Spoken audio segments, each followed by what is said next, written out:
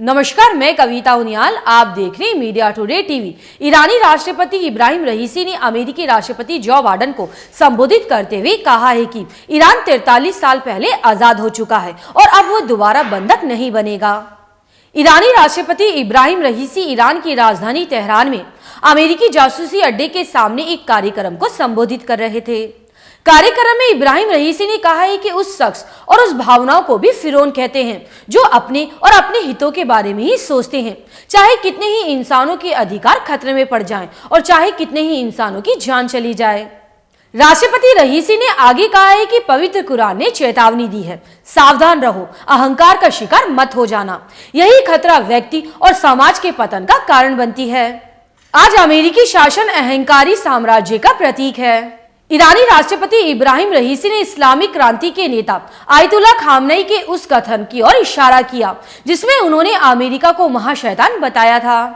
उन्होंने कहा है कि अमेरिका अपने हितों को साधने के लिए इस बात के लिए तैयार है कि बहुत सारे लोग खत्म हो जाएं।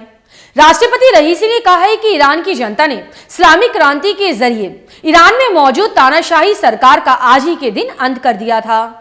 उन्होंने कहा है कि आज ही के दिन फिरौनी, साम्राज्यवादी और अहंकारी कृतियों को बयां किया जाना चाहिए। अहंकारियों की चालों और षड्यंत्रों को स्पष्ट किया जाना चाहिए।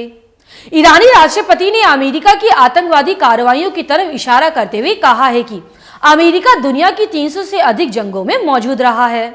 अमेरिका ने 62 देशों में विद्रोह कराया है। सबसे ज्यादा लोग अफगानिस्तान, ईरान और वियतनाम की जंग में मारे गए और अमेरिका ने इन युद्ध में सबसे महत्वपूर्ण भूमिका निभाई है।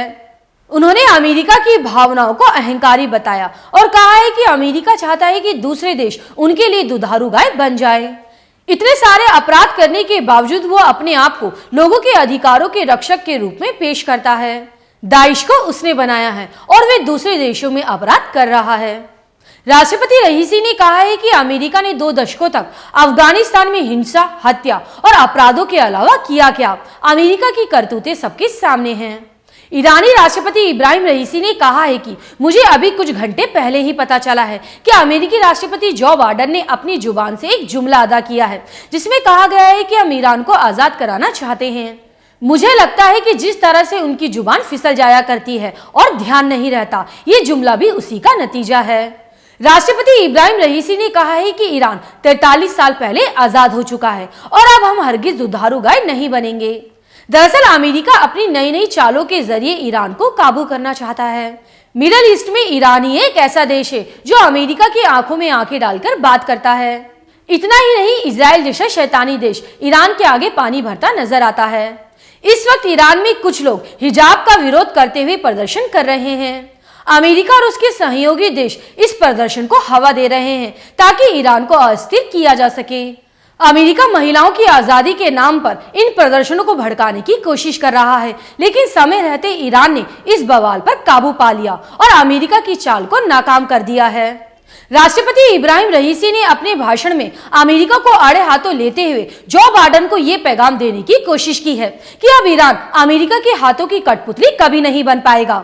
अगर आपको न्यूज अच्छी लगे तो न्यूज को लाइक करें। अगर आप हमारे चैनल पर नए हैं तो हमारे मीडिया टुडे टीवी चैनल को सब्सक्राइब करें और हाँ, बेल आइकन को जरूर प्रेस करें ताकि मेरी न्यूज सबसे पहले आप तक पहुंचे। अब मैं आपको अगली खबर के साथ मिलूंगी। शुक्रिया।